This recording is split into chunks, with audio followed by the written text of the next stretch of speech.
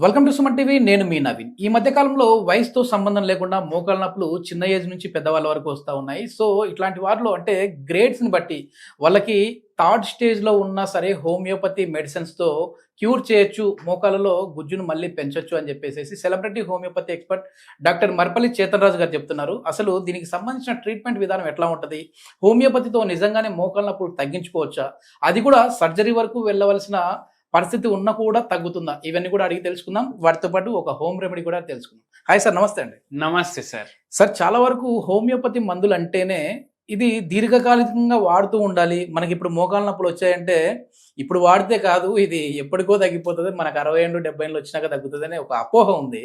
So మోకాళ్ళ నొప్పుల్ని surgery వరకు వెళ్ళే వాటిని కూడా మీరు రియల్ టైమ్ ఎక్స్పీరియన్స్లో తగ్గించారు. అది ఎట్లా సాధ్యం అంటారు? అన్నిటికన్నా ఇంపార్టెంట్ ఏముంటుంది తెలుసా మీకు? ఓపిక. ఓకే. మళ్ళా సెకండ్ ఏంటంటే భరోసా. ఓపికని ఇంగ్లీష్లో ఏమంటారు? పేషెన్స్. పేషెంట్. పేషెంటా? పేషెంటే అంటారు. ఓకే. రోగిని ఏమంటారు? పేషెంట్. పేషెంట్. రోగి ఈజ్ ఈక్వల్ టు ఓపిక.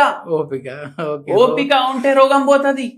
రోగికి ఓపిక ఉండాలంటారు. రోగికి ఓపిక ఉండాలి. ఓకే. సెకండ్ ఏమో నమ్మకం ఉండాలి. Yes yes yes. నాకు తగ్గుతుంది అని నమ్మకం గట్టిగా ఉందనుకోండి, క్యాన్సర్ కేసులు కూడా తగ్గిన వాళ్ళు ఉన్నారు. ఎస్ ఎస్, అవును సార్, 100%. మెడికల్ సైన్స్ చెప్తుంది ఫలానా రోగం తగ్గదు. మీరెక్కలు అంటారు, అదంటారు, ఇదంటారు. ఎందుకు మనం ఒప్పుకోవద్దు ఈ రోగం తగ్గుతుంది అనేసి? అవునా కాదా? మనకు తగ్గించడానికి రాకపోతే సరే, ఓకే. కానీ ఏంది అంటే హోమియోపతిలా మేమైతే చెప్తాము అండ్ పేషెంట్లకు కూడా అట్లా రిజల్ట్ వస్తుంది. తగ్గలేని రోగాలు ఎంతో మంది. అదే సార్, నాకు ఆశ్చర్యం వేసింది కూడా ఏంటంటే నేను ఒకసారి మీ క్లినిక్ దగ్గరికి విజిట్ అయినప్పుడు మన షూట్ గురించి అనేసి వచ్చాను. అక్కడ బయట కూర్చుంటే ఏజ్డ్ పర్సన్స్ ఉన్నారు. నేను మిమ్మల్ని రిక్వెస్ట్ చేశా. వాళ్ళు చెప్పిన మాట ఏంటంటే, వాస్తవానికి సార్ మేము హాస్పిటల్స్కి వెళ్ళాము, ఆడితో చూపించాము, మా ఎక్స్రేలు అవన్నీ చూసేసి లేదు మోకాళ్ళు మార్పిడి చేయాలి అని చెప్పేసి అన్నారు. కానీ ఇక్కడికి వచ్చిన తర్వాత మేము ఒక 3 నుంచి 4 నెలల వరకు మందులు వాడాలి అని చెప్పేసి అన్నారు. నేను 2 నెలలు వాడాను సార్, కానీ పెయిన్స్ తగ్గిపోయాయి. ఇప్పుడు మాకు నమ్మకం వచ్చింది, మోకాళ్ళ నొప్పులు తగ్గిపోతాయి, మళ్ళీ గుజ్జు పెరుగుతుంది అని చెప్పేసి వాళ్ళు అన్నారు. నేనేమన్నానంటే మీతోటి, సార్ ఒక టెస్ట్ మనీ తీసుకుందాం అని చెప్పేసి అడిగితే, లేదండి నా పేషెంట్ని అట్లా రివీల్ చేయడం కూడా నాకు ఇష్టం లేదని చెప్పేసి అన్నారు. ఇప్పుడు వరకు ఏ పేషెంట్ కి నేను చూపించలేదు, ఏ పేషెంట్ కి చెప్పమని కూడా చెప్పలేదు. అవును సార్, అదే నేను ఆశ్చర్యపోయింది ఏంటంటే, మరీ అంత ఇప్పుడు అతని వయసు కూడా నియర్లీ 63, 64 అట్లా ఉంటుంది అనుకుంటా ఉన్నా. సో అట్లాంటి వాళ్ళకి మోకాళ్ళ మార్పిడి చేయాల్సిన పరిస్థితి వచ్చినప్పుడు కూడా మెడిసిన్స్తో తగ్గాయి. మీకు ఒక ఫెంటాస్టిక్ కేసు చెప్తా సార్ నేను. ఒక పేషెంట్ కి రుమటాయిడ్ ఆర్థరైటిస్ ఉండే. ఓకే. ఎన్నో ఏండ్ల నుంచి ఉండే. మళ్ళా దాని తర్వాత అరుగుదల కూడా స్టార్ట్ అయింది. ఓకే. ఆల్రెడీ ఒక రకం ఆర్థరైటిస్ ఉంది, ఇంకో రకం ఆర్థరైటిస్ వచ్చింది ఆ పేషెంట్ కి. ఓకే. మోకాళ్ళకు టీకేఆర్ చేయాలి చెప్పింది. ఓకే. ఓకే. అంటే టోటల్ నీ రీప్లేస్మెంట్ చేయాలి. పేషెంట్ ఏమన్నారు తెలుసా మనకు? నాకు డాన్స్ అంటే చాలా ఇష్టం, ఓకే, భరతనాట్యం చాలా ఇష్టం ఉండే ఆ పేషెంట్ కి, చేస్తుండే కూడా. అది చేయించుకుంటే నాకు చేయనీకి వస్తుందా రాదా? ఓకే. ప్యాషన్ కోసం నేను ఏమైనా చేస్తా, మోకాలు ఇయ్య. ఓకే. ఓకే. కావాలి నా మోకాలు నాకు. కానీ రుమటాయిడ్ ఆర్థరైటిస్ వల్ల ఎంతో తగ్గిపోయింది కదా ఆ పేషెంట్ది డాన్స్. చాలా నొప్పి ఉంటుంది. ఏమంటున్నారు? మార్నింగ్ లేస్తా, కాళ్ళు కింద పెడితే మార్నింగ్ స్టిఫ్నెస్ అంటారు. ఓకే.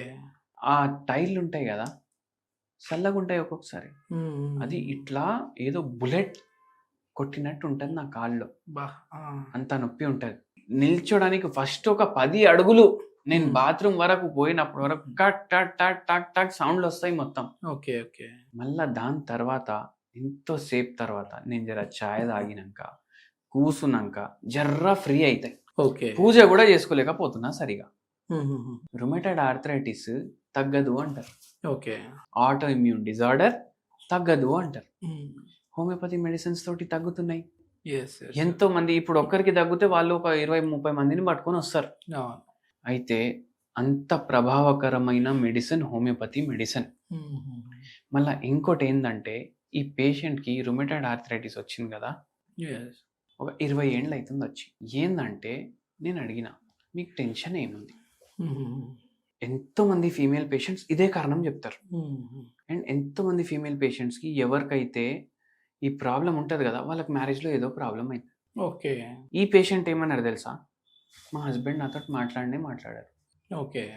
పిల్లలు ఉన్నారు, వాళ్ళ పనులు చేస్తుండే, నేను పిల్లలు స్కూల్కి పోతుండే, మా హస్బెండ్ అంటే మాకు అట్లా అయిపోయింది రిలేషన్. ఇంకా మాటలు లేవు, గీతలు లేవు, ఏం లేవు. వాళ్ళ వరకు వాళ్ళది, వీళ్ళ వరకు వీళ్ళది అన్నట్టు. అట్లా అయిపోయింది. ఏముంది ఇంకా లైఫ్. నాకు ఏం కావాలి, మా ఆయన నాతో కూర్చొని మాట్లాడాలి. ఓకే. కానీ ఇప్పుడు ఆయన ఏమంటారు, అరే ఎవరు సంపాదిస్తారు, ఈ స్కూల్ ఫీజులు ఏడికెళ్ళి పోతాయి, పండగకు వస్తే చీరలు ఏడికెళ్ళి వస్తాయి అని ఆయన మాట అంటారు. ఓకే. వాళ్ళ ఆయన కూడా అక్కడే ఉంది, ఏమని మాట్లాడాలి అనేసి అడుగుతున్నారు ఆయన. ఓకే.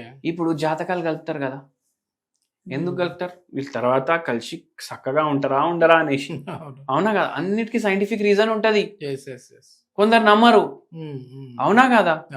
అయితే ఏంటంటే ఇప్పుడు వీళ్ళిద్దరికి ఇట్లా ప్రాబ్లం అవుతుంది. ఇప్పుడు అన్ని ఈ లగ్జరీ కావాలి, చీరలు కావాలి, బట్టలు కావాలి, పిల్లల స్కూల్ ఫీజులు కావాలి, తినడానికి తిండి కావాలంటే నేను పని చేయాలనేసి ఆయన అంటారు. ఓకే. మాటలు ఉంటే తిండి ఉండదు, తిండి ఉంటే మాటలు ఉండవు. ఓకే. ఏదో ఒకటి త్యాగం చేయాలి. పేషెంట్ ఏమంటారు, ఎన్ని త్యాగాలు చేయాలి, చిన్నప్పటి నుంచి త్యాగమే. ఓకే. ఇంగ్లీష్ మీడియం స్కూల్కి మా అన్నయ్యకి పంపించారు, నాకు తెలుగు మీడియం స్కూల్లో వేసారు. ఓకే. అప్పటి నుంచి త్యాగం చేస్తున్నా, మా లైఫే త్యాగం అయిపోయినట్టు అయిపోయింది అనేసి అన్నారు. ఇది బాధ. అంటే బాధ మొగుడుతోటి ప్రాబ్లం తోటి కాదు, చిన్నప్పుడే స్టార్ట్ అయినాయి. ఆ బాధలే రోగాలకు మారుతాయి. ఓకే. ఓకే. ఎందుకంటే ఇది తగ్గదు అనేసి అంటారు. మళ్ళా దానిపైన ఆస్టియోఆర్థరైటిస్, మళ్ళా భరతనాట్యం అంటే ఇష్టం, అది కూడా వదులుకోలేరు, ఆపరేషన్ వద్దంటున్నారు. మందులు ఇచ్చేసి పంపించినాం సార్, 4 నెలల్లో సగం నొప్పులు తగ్గినాయి. ఇంకా నొప్పులు తగ్గవు అనేసి చెప్పేసిర్రు, స్టెరాయిడ్లు వాడుతున్నారు, అవన్నీ ఆపేసినాం. ఓకే. ఓకే. హోమియోపతి మందుల ద్వారా నొప్పులు తగ్గినాయి. 3 ఏళ్ళు మందులు వాడిర్రు, ఆస్టియోఆర్థరైటిస్ తగ్గింది, సర్జరీ చేయించుకోలేదు, రొమటాయిడ్ ఆర్థరైటిస్ కూడా దేవుని దయతోటి అన్ని తగ్గిపోయినాయి. ఓకే. ఓకే. అట్లా ఉంటది హోమియోపతి మందు. అంటే ఇది ఏమన్నా ఏజ్ ని బట్టి ఉంటుందా సార్, అంటే ఈ ఏజ్ వాళ్ళకి ఈ ఏజ్ వాళ్ళకి అని అట్లా? ఆస్టియోఆర్థరైటిస్ ఒకటి, రొమటాయిడ్ ఆర్థరైటిస్ ఒకటి. ఆస్టియోఆర్థరైటిస్ ఎన్నో ఏండ్ల మన పడే కష్టాల వల్ల వస్తుంది.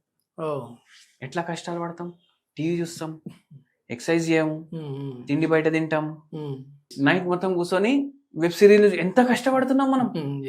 No physical activity. మీరు ఏదో కష్టాలు అంటే నిజంగానే కష్టాలే అనుకున్నా, అంటే ఇట్లా మన బాడీని సుఖపెడుతూ మనం కష్టాలు కొని తెచ్చుకుంటా ఉన్నాం.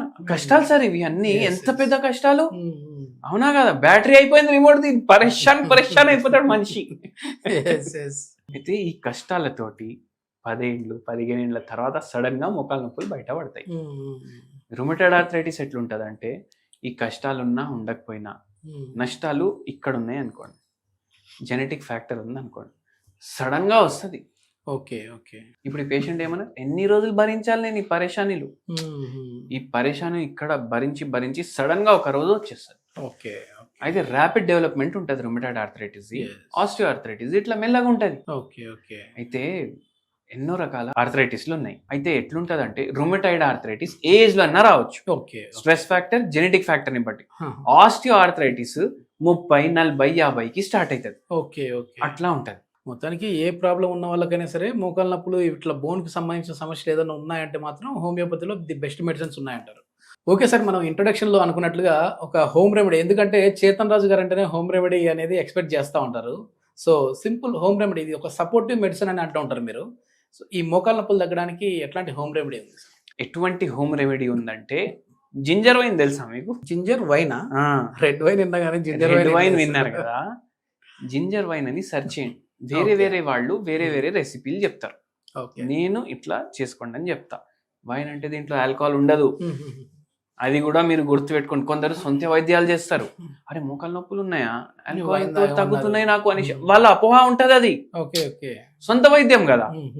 మీకు మోకాళ్ళ నొప్పులు ఉన్నాయి, మీరు సింపుల్ గా ఏం చేయాలంటే, సొంటి ½ స్పూన్, ½ స్పూన్ తేనె, సొంటి పౌడర్ దంచుకోండి, దాన్ని పౌడర్ అయిపోతుంది అది. ½ స్పూన్ తీసుకోండి, ½ స్పూన్ మీరు తేనె తీసుకోండి, రెండు మంచిగా కలుపుకోండి. బాయిల్ చేయండి వాటర్, ఆ బాయిలింగ్ వాటర్ దీంట్లో వేయండి. కలుపుకోండి బాగా, 300 ml ఉండాలి. ఇది మీరు మార్నింగ్ డైలీ తాగండి. ఓకే. ఓకే. ఇది జింజర్ వైన్ అంటారు. ఏదో వైన్ అంటే ఏమన్నా ఆల్కహాల్ ఉంటదేమో అనుకున్నా. ఆ! కానీ కాదు. కాదు. ఓకే. ఓకే. డైలీ మార్నింగ్ తాగండి. హ్మ్. యాంటీ ఇన్ఫ్లమేటరీ ప్రాపర్టీస్ ఉంటాయి. యెస్. వాపులు తగ్గిపోతాయి. వాపులు తగ్గుతాయి. వాపులు తగ్గితే మొబిలిటీ పెరుగుతది. ఇప్పుడు ఏమన్నారు ఈ పేషెంట్ కూడా ఇచ్చిన.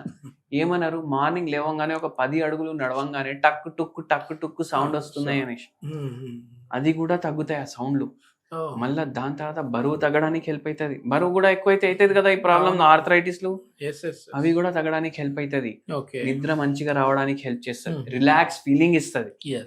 అండ్ జీర్ణ వ్యవస్థ కూడా మంచిగా.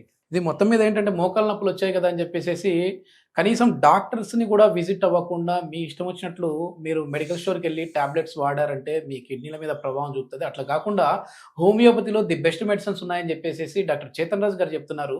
దీనికి సంబంధించి ఫర్దర్ ఇన్ఫర్మేషన్ ఏదైనా కావాలంటే సార్ కాంటాక్ట్ నెంబర్ ప్రొవైడ్ చేస్తున్నాం. మీరు నేరుగా సార్తో మాట్లాడచ్చు. Thank you sir.